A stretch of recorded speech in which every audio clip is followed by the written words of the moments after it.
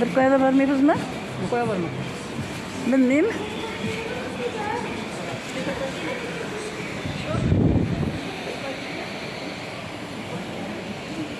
Ya, oyuncaklar.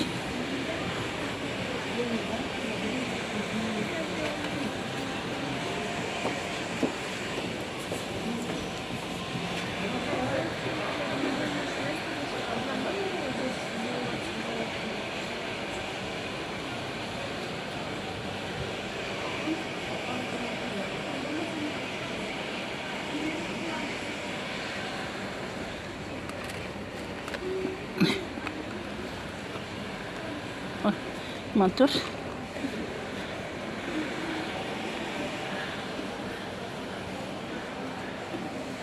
Türlü türlü çeşme yapmışlar.